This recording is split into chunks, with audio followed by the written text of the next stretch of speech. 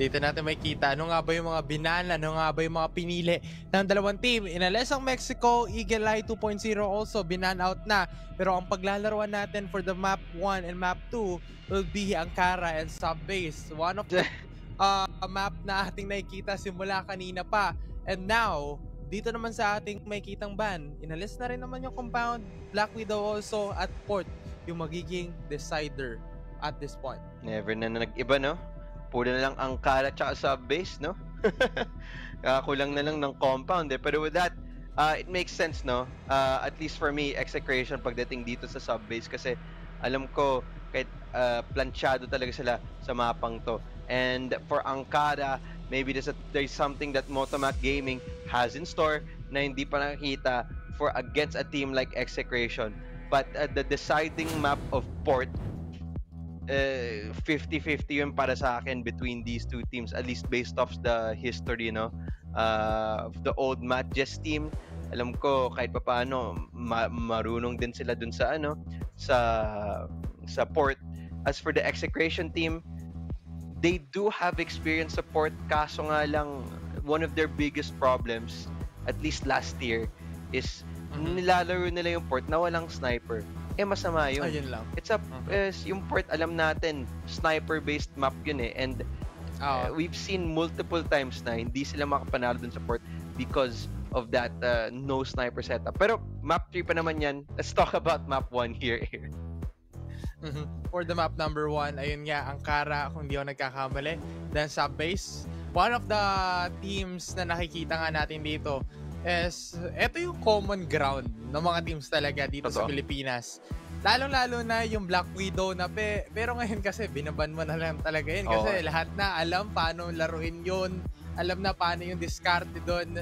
And so far, for these two teams, posible kaya sa Subbase ulit may isang team na makaka-dominate ng isang map na yun. Kasi parang ang nagiging pattern at this point, pag Subbase yung mapa, may team na nagdo-dominate talaga at yung team na isa na umahabol, hindi nakakahabol talaga or hindi nila nakukuha yung comeback. But for now, let's take a look into the game number 1 or map number 1 dito sa Ankara. Yan, nagsimula na din. It is Motomac Gaming dito nagsisimula sa BL side, Execration nagsisimula sa GR side. Tinama ba naman, it is a 2-3 setup na ginagawa dito sa side ng Execration at heavy mid presence ang pinapakita natin dito sa Motomac Gaming. And Motomac Gaming, titingnan nga natin ang mga side ng MJ kung kaya nga ba nilang makuha na magandang play from the side of Execration. And for now, Execration Kidsel with a good kickoff with a 2K. Pero X3D or ano babasa dito kay X3D? Sed ba? 30 yan. Ay, X-Sed pala yan. Sed. Ayun. X3D, Sed. Pero alam ko yung sa side ng MG, they are able to just get that a little bit of a, unfortunately, gusto sana nila push yung ilalim. Kaso ang ganda ng setup na sinet doon ni Execration. Siguro may aral sila against the team of MG kasi tama nga yung basa na naggagawa nila dito. Ram nag-hold dito sa side ng Execration sa bed. Kaso si Heck handang-handa gamit ng kanyang sniper rifle at dahil dyan 3-on-3 situation ngayon, they are going to slow it down and iisipin talaga nila, tatamaan ba natin yung A site? Ayun yung magiging delikado na part for this one. Heck, with this na hawak niya, 3v3 trying to clear out lahat ng pwedeng possibility na pwedeng puntahan kasi nandyan na naman si Sed sa may baba pero si Heck nandun sabay-sabay yung pagpasok on the side of Execration. Pero maganda na sana yon. Pero mas pinaganda pa ng Motomac Gaming with that initiate fight na nakuha nila. Na-miss pa yung granada. Sayang yun. Galing kay 30. At siya pa ang na-damage dyan. So ngayon, it is the retake that's become much more difficult para sa side ng Execration. 30 na lang ang naiwan dito. 1v2, 18 seconds. Mahirap na. 15 seconds. Isa lang ang nahanap niya. At said ang matatapos dito at bibigay ng first blood sa first half natin. Napansin ko nga rin lahat ng nakikita nating errors on the side of Team Motomac, nagkaroon nga sila ng shortage in order for them to regain their momentum para sa lap na ito. But again, execration, mukhang hindi ata nagugulat na sila. Hindi nila napapansin, hindi sila nagiging ready on the side of Carlo. Without Vincent, with the first initiate kill, nawala agad yung sniper player ng execration. Wala na. Carlo falls down. And dahil dyan, babalik na naman sila into a slow default. Good advantage na kinuha dito ng Motomac Gaming. Mukhang ilalim ang gusto nila puntahan. Kaso nga lang, dalawa yung nagbabantay sa mismong loob ng site. Ilan ba ang makukuha ng dalawang bantay? Ayan na, papasok na sila. They are trying to enter this. Isa pa, Gracipher, nahulog na. 30, trade. Kaso nga lang, site, di pa nakukuha. Binibigyan nila ang respeto dito sa side ng Execration. MG, di pa nakapasok. Ayan na, papasok na din sila. First contact, 30, said, trade. Ram with another one, 1v3. Iwan na lang dito, ang anak ni Arizalde. Ram, left alone. Ang hirap nito. Ram with this huge opportunity para mabaliktad at makuha nila yung first round. But again, Vincent, ayun yung magiging first initiate fight nila. Pero nandun pa rin yung low on HP sa kamay ni Kram. At papatayin niya si Ram. And there we go. Motomac Gaming securing that round number 2 para sa kanila. Maganda kanilang pinapakita sa atin. Motomac Gaming really showing that to an extent they also have synergy of their own. Kaso nga lang si Carlo handang-handa gamit ng kanyang sniper rifle. Wala naman din siya makakita dyan. Gracipher nandito sa taas. Ilan ang makakuha niya? Nakalusot na yung mga membro ng Motomac dito sa ilalim. Flashbangs. Nakita mo na si Jesus. Puro puti. Pero hindi pa rin sila nakaakyat dito sa stairway. Sooner or later, dapat nakapasok sila. Ayan na. Buti na lang. EV, find the kill. Vincent din. Zapa, 30, trade, trying, low life, granada, tinapon, tumama, wala nahanap. And ngayon si Karam, umagresibo, papunta sa spawn. Carlo, nahanap niya yung flanker. Now it's down to a 2-on-1. Yun na lang, nag-iisa dito si Vincent. And ayan na, Execration. Kumuha na din sila ang unang punto dito. Eto na yan nararamdaman na ng Execration yung kanilang momentum. Pero tingnan naman yung yung game phase talaga ng dalawang team na ito. Focus lang sa goal. Wag nang pahirapan pa kung ano yung pwedeng makuha ng kabilang team. And now, Motopac Gaming, paano kaya nila malulusutan yung mga gantong playstyle for their team? Carlo, dito sa mid, nagbabantay. Ganda ng linya na kinuha niya gamit ng OM na yan. Kaso nga lang, wala siyang makikita na kalaban. May feeling ko may alam tong Motomac kung saan siya nakapwesto. Kaya pinag-iingatan na talaga. Ngayon, ilalim. Paborito nila tong kunin. Gusto nila kumuha ng control dito sa ilalim. At tingnan natin kung ano ba ang pwede nilang gawin dito. Full on push? Iwan ba ng insert? Or play contact ba? That is the questions that we ask for the team of Motomac Gaming. Ngayon, isa, contact, konting baril, Gracipher, nahanap. Kid Hell, nahanap ng isa tong si Kid Fell. Ngayon, 3-on-5, ngay MG, nahirapan na.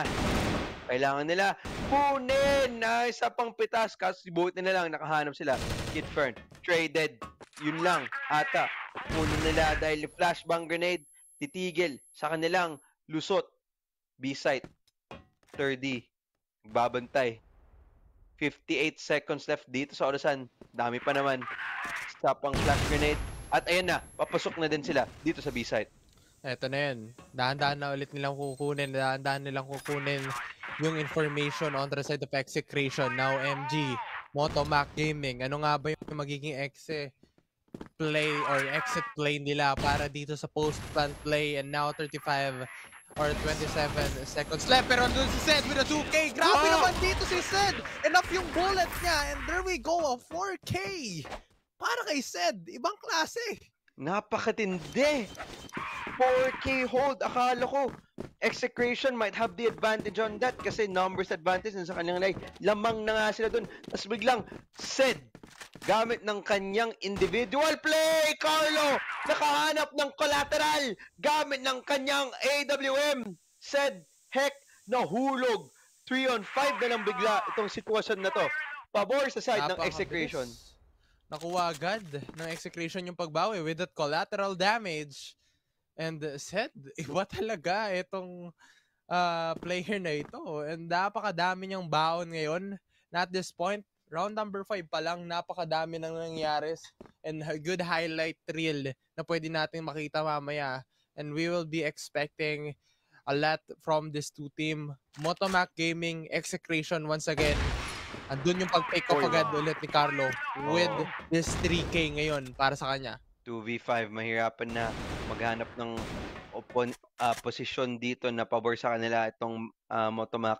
Vincent kasama si Evie. Siguro pwede naman kung nakahanap pa sila ng isa pa. But now, mukhang super mahirap to. Kaya slowly but surely ang kanilang ginagawa dito. Red life na din to si isang miyembro dito ng MG. Ano ba pwede nang gawin? Baka nahihirapan. Vincent, peeking. Wala nahanap. Dracifer, na Granada, forced out. 55 seconds left. Pero I think nalaman nila na walang katao-tao dito sa B-site. Hotel though, pwede silang madali. And ayan na, at least nakita nila yung taga-hotel. C4, mapaplant na. Smoke grenade lang daw muna. Saka sila magpaplant. Naghunting ito si Evie. Hinahanap niya yung nag-iisang tao nandyan sa hotel. At si Kidfell, nagulat, nadali. Hindi niya namalayan na may tao na pala napalakad sa kanyang harap. 36 seconds dito sa orasan. The retake, slowly but surely, pinaggagawa na itong Execration. Kiniklear lahat ng angulo. 2 tao sa mid-side. Magiging aware ba sila na may tao gagaling doon? Vincent, isa pa, nahanap. 2, 3, and there it is! Vincent winning the round for Motomac Gaming. Kung kailan dapat hindi nila panalunin yon. 2v4? Tapos nakuha pa yung panalo?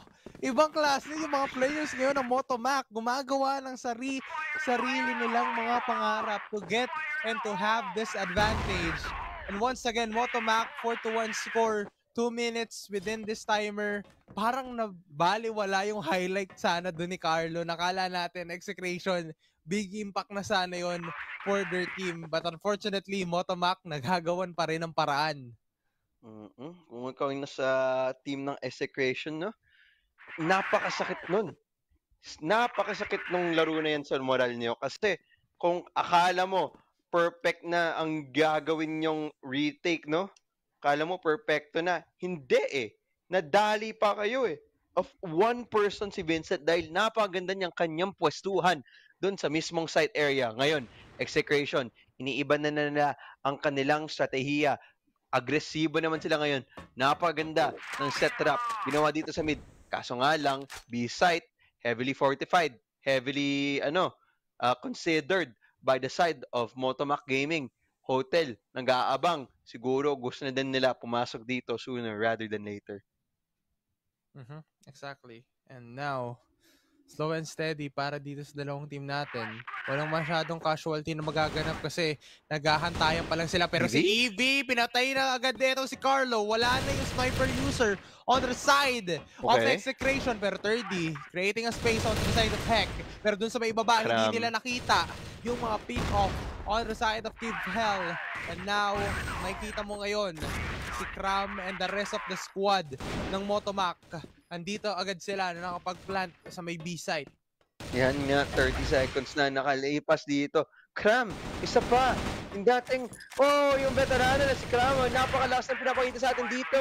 And he was able to clean up the round for the side of Motomac Gaming. Hindi ito magandang sign kung ikaw nasa side ng Execration. need to find a way to come back. Ang hirap naman. Hirap isipin. Kahit sabihin mo ang Kara to, hindi sub-base, pero doon si Carlo na naman yung right timing. Goodness. Sa kamay ni Heck. Parang ganda lagi ng timing ni dito. Carlo, no? Ni Carlo. Talagang on point yung target niya. Alam niya yung timing, kailan pupunta dun sa Heck. Tignan natin pa, ano pa yung pwedeng mangyari dito. Speaking of timing, feeling ko Motomac Gaming nakahanap na sila ng timing. Kung gusto natin lumusot dito sa A-site, nanyan na sa ilalim. Pero utility, kailangan pa nila itapon bago nila pasukan to. Flashbang, kinapon na din. Smoke grenades as well. Pero mahirap to pasukan. Alam nila kung nasa ng pwesto na ng mga tao. Flashbang, kinapon na sa isang site. Instant attack daw, ginagawa dito ng Motomac Gaming. Extend, Dalotlo, ang nahanap niya. Cram, with another C4, na-plant na. Pero, na-trade out na din. 3v2 situation. Kid fell. Red life. Piso na lang. MG. Holding it out. Uy! Nako, Carlo. Hindi niya tamaan ng isang shot. Ganado naman ang tinapon dito. Pero wala. Uy, Okay. Balikan na daw ng baril. Kaso nga lang, kahit umalit kayo, wala pa din. Motomac Gaming. Isa pa.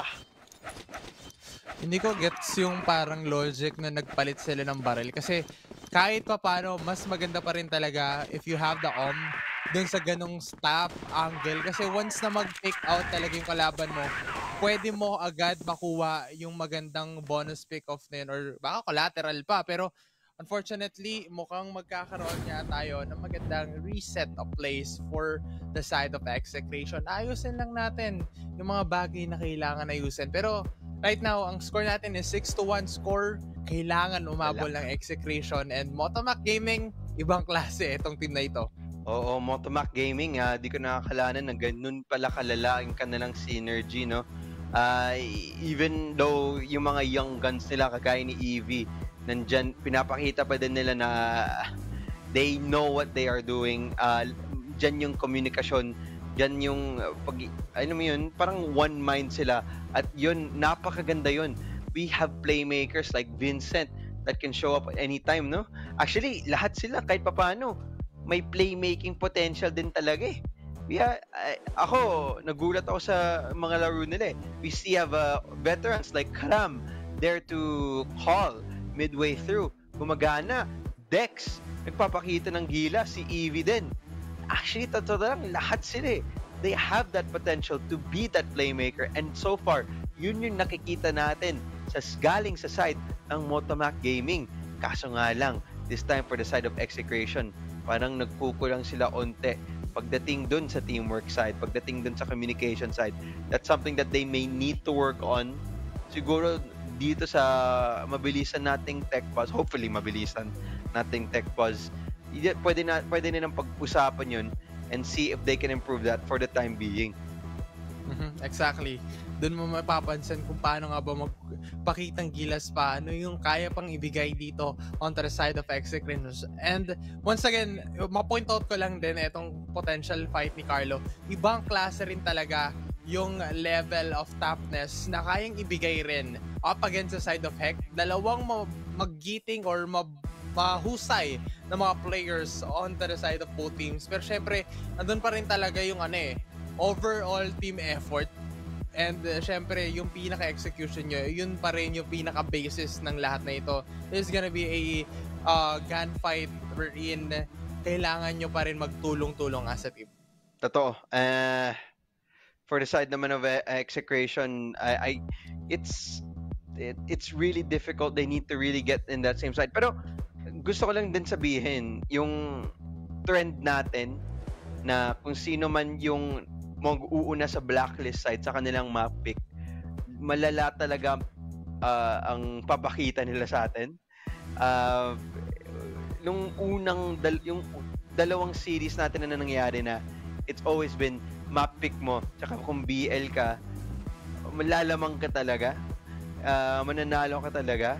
At mukhang yun yung nangyayari din dito sa map 1 natin. And it's surprising to me kasi akala ko kahit papaano mahigpit tong labanan na to. Pero so far, it's all been Motomac Gaming. And well, it's very difficult for Execration to come back kung ganito pa rin ang form nila. after this tech pause.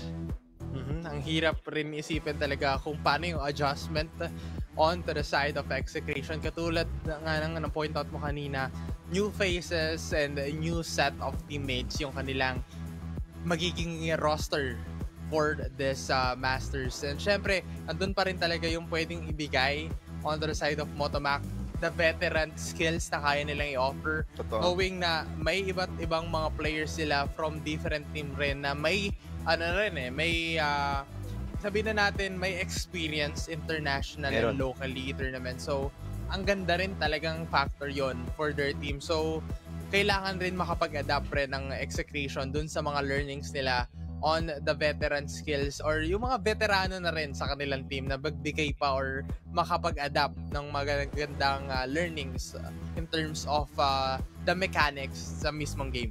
Magandang mix talaga yun, no? Yung mga mabibilis na young guns. Tapos yung isang veterano talaga na marunong kung anong kailangan nilang gawin dun sa young gun, no? Pwede na sabihin, okay, alam ko yung lakas na ito, I'll put you in positions na kung saan talaga magta-thrive ka talaga. And I think that's a mark of a good in-game leader. And kung kaya mo yung gawin sa mga teammates mo, at mananalo kasi talaga kasi komportable sila sa mga calls na ginagawa mo. And yun nga, I think that might be a thing nga, no, yung calling galing sa side ng Motomac, kasi that's what I've been seeing right now. Not necessarily yung mechanical prowess, but it's more of like the mid-round call and the yung parang initial strategies na pinapakita nila. As for Execration, gusto ko makita ng dynamic na depensa. Kumbaga nakita natin sa isang round parang ang lalim ng push nila papuntang ramp side. Siguro pag if ever given the opportunity, no, they can have that type of aggressive defense at baka magulat ang team ng Motomac Gaming. Tama nga yung mga na-point out mo. So, kailangan lang rin talaga maging ready sa mga kahit anong mga problems on the side of Execration. But for now, let's invite all of the supporters din. Siyempre sa mga supporters din ng Execration and Motomac Gaming, don't forget to share the stream and syempre i-comment nyo na rin dyan sa ating chat kung ano nga ba ang inyong mga thoughts or ano yung mga masasabi nyo, kasi kanina may mga nababasa ako or may mga nakikita na rin ako on the previous matches, kasi parang nakikita ko yung mga supporters ng team of Matt Jess. Nakita nga rin natin yung mga suporta nila and especially sa mga nauna pang mga matches on to this day number 2. Pero syempre, sa mga viewers natin dyan, station lang kayo dahil napakadami pang araw na magkikita-kita tayo. Dahil, again, konting recap lang din, we still have CFS PH Impact na tuwing Thursday and Friday, at Sabado at Linggo naman or Saturday and Sunday naman is CFS PH Master. So 4 days straight na crossfire action na lagi nyong makikita. So make sure din na mark your calendar sa mga upcoming pang tournaments ng Crossfire. Totoo. Gusto ko din sabihin, no, dito sa Facebook page natin, kung interested kayo, may mga may mga events tayo dito sa Crossfire Philippines, kagaya ng Garnet Lotto. May chance kayo manalo ng mga Crossfire skins. Kung may 3 AK-47 knife, Iron Beast Morax, nako. M200 K-Tech Pilot, 3 winners ng BC Axe Pilot, 10 winners ng 300 E-Coins at 100 winners ng 100 E-Coins. So, yun, like and share nyo lang yung post na sa baba, at buti na lang, bumalik na din tayo dito sa laro. 6-1 ang scoreline. Mukhang itutuloy nila ang nangyayari dito. Walang mga remakes ng rounds, and let's see the change of pace na potentially gagawin dito. And now, magiging factor kaya itong naging laban natin or naging pause Kasi pwedeng mawala yung momentum on the side of Motomac Gaming. Pwede. And the execution ngayon, titignan natin yung pagpasok ng mga players ng MG. Lahat sila nakakuha ng magandang position. Pero Kid fell. Nakakuha na naman. Nakakuha ng... Oh! Multi-kill on the side of Vincent. What? Sana naman? Napakalala. Vincent, after another round, nagpapakita niya ang kanyang gilas, ang kanyang lakas. Actually, kung di nag-reset yung round na to, alam ko more than 10 kills na siya. Within this period, actually probably even more than 10, 15 siguro na probably top fragging for his team at his side. Ngayon, 7-1. Ano ba ang pwedeng gawing adjustment dito para sa side ng Execration? Last round na to para sa first half. They need to get at least this one. Okay, magandang simula. 30, nahanap si Zed. Dash grenade, tinapon. Pero baka masyado tong mainit, 30. Pwede ka sana mag-back dito. Huwag ka na masyadong lumandi pa dito. Pwede ka na tumambay, mag-backing, maghintay ng rotasyon. Stop, tayo na. Tama. And okay, Dracifer nakahanap din sa EV with another trade. At ayan, naghuntingan na. Oh! Si Heck. Ang napakabilis na scope. Ba yun? Quick scope yun, men. And ang lala, napakaganda, napakalupit. Trade sa ibang parte ng mapa, naghanapan. And suddenly a 2-on-1 turned 2-on. Yeah, suddenly turned 2-on-1. Heck, naiwan na dito. Yung C4, wala sa kanyang kamay. At AWM, ang kanyang hawak dito. Rotating all the way to B. Paano nga ba nila didepensahan? Kasi once na mga first hit lang yan sa katawan at dumaples sa paa nito ni Ram, talagang kuha yung magandang momentum para sa side ng Motomac. Pero at this point, they have the opportunity and they have the vision ngayon. Lalang-lalo na etong si Kid and si Ram na may kita naman natin dun sa maitaas na, uy, parang nalusutan? Nalusot ata. Nalusot ba? Hindi. Okay. Ram, na-clean up. Muntik na malusot. Pero okay. At least, Execration nakakuha pa ng isa pang round dyan. And habang ginagawa nila yung room, kasi nag-remake, so kailangan ulit gamitin yung room dito sa side switch. At least nakapaghanap pa sila ng punto bago pa pumunta sa second half. Now, kaya bang bumalik tong Execration dito sa second half? Pwede, pero mahirap. Napakahirap. Feeling ko naman, if they somehow do it, sige, then believer na talaga ako ng Execration.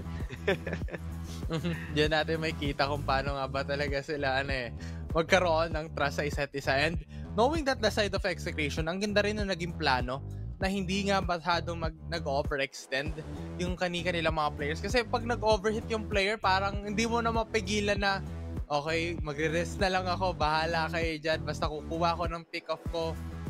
Ayun na. Pero right now, ano pa yung pwede nating makita pa kaya dun sa mga opportunity na yon? Okay.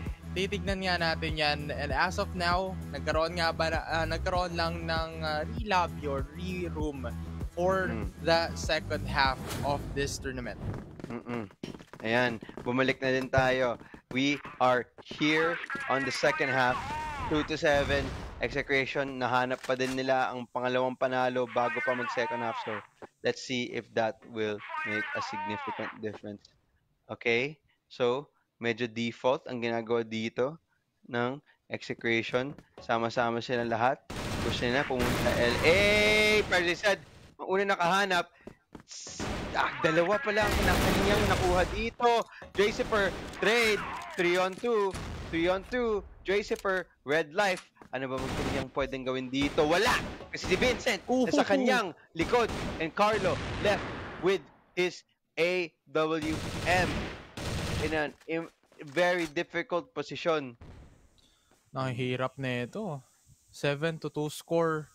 Last 3 rounds to secure this para sa side ng Oy. Motomac. And now Okay. Heck with a good play para sa kanila. Pero yung bomba kasi nasa lugar ni Vincent or Oo, rather dun sa mismong A corner. So, Bantay ang sarado. hirap nito pag ikaw etong si Carlo. Kailangan mo ng quick adjustment. Bilis dapat yung reaction time mo. Once makita mo yung mga members ng MG, you need to be ready. Yun. Pakyat. Vent. Si Carlo. Siguro, hanap nga ng opening. Hanap lang ng agresibong tao na pwede niyang parusahan. Pero wala. Carlo, able to find it. Isa. Now, suddenly, 1v1 with the great one. Ram gets the spray down. Eventually, cleaning it up for Motomac Gaming. Dalawa na lang ang kailangan nila at makuha sila ng first map. Knowing that the side of both teams, ano nga ba ang pwede nilang asikasuhin dito sa plano na ito, and knowing both teams din, ano yung gagawin nila sa gantong sitwasyon. And ano ba yung napapansin mo pwede nilang gawin? Napapansin ko para sa side ng execration, pwede naman din sila apart yung fast rush nila sa A kahit pa paano gumagana eh. Kaso feeling ko masyado silang mabagal. If they probably try to, increase the pacing, kung linagyan pa nila ng onting bilis, the potential of them coming back could work. Kaso nga lang, it might take some time. Kasi ito yung layo ng agwat no? 2-8 Definitely. And ayun. Both teams, ayan na. Alanganin ata para sa kanila nakunin yon. So, paano nga ba sila makakabawi? Paano nga ba sila makukuha ng gantong scenario? So, 8-2 score. So, going back, mukhang kailangan rin talaga nilang magkaroon ng backup plan. Yan. Is still a 4v5. 50 seconds left. Mukhang paikot na din sila papunta sa B Hotel. Dito kung gusto nila ituloy ito. And ayan na nga, pinuha na nga yung hotel. EV, nakahanap ng pitas. Diyan kay Kidfell, that's something that you don't want. Kay counter sa execration. Yung atake, nagkukulang na. Paano nga ba magiging kulang yan? Nako, pa-flood na din sila as Cram and Zed just binuhos lang ang mga miyembro dito ng execration. Yan ang sinasabi ko. It's very difficult to push it out, especially pag the numbers is not at your favor, at least at that time. And tingnan mo ba naman, map point na ang Motomac. Ayan na, paano nga ba didiskarte ngayon ang side ng Motomac? Kasi isang round na lang at hindi pa rin talaga nakakakilos ang side ng execration. So, right now, paano nga ba sila makakabawi sa gantong scenario? 9-2 score, but definitely execration, they need to have a backup plan. Double sniper setup, 30 and Carlo.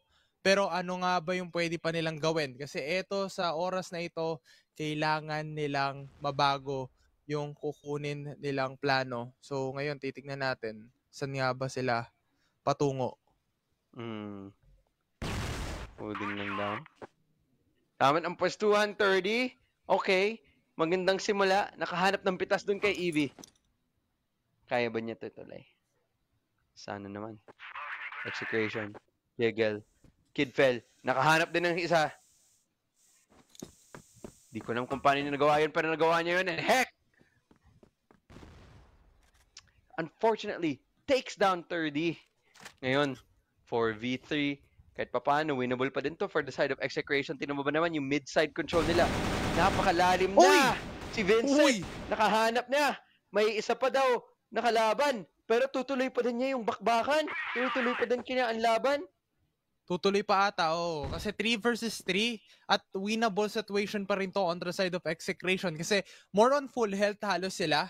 Pero napapabayaan ngayon kasi ang side ng pagdidepensa ng Motomac Gaming, knowing 9-2 score, pero nandun yung pag-push ng execution, hindi nila nakikita si Dre. Pero napaka-good play nung double pick na napaalis agad nila sa position na yun. Pero doon si Cram sa side, nabulag siya. Hindi niya nakita yung vision. Pero paano nga ba yung condition? Ayun na. C4 sa site, nahulog. Kailangan nila ito i-plant. Kidfell tsaka si Heck trying to hold them out as fast as he can. May isa, pumunta na sa hotel. Heck, nakita, habang tumalon, trying to fight it out. 2-on-2. Plant na yung C4. Kidfell, hanap ng isa. Heck, on a 1v2, sniper, nasa kanyang kamay. Kailangan niya, hanapin muna to si Dracifer na full HP. Hindi, nahanan niyo mo si Kidfell. 1-on-1 with the great one and a headshot. Heck, ang makukuha niyan. And ngayon, Motomac Gaming, sila kukuha ng unang mapa dito sa series na to. Ay.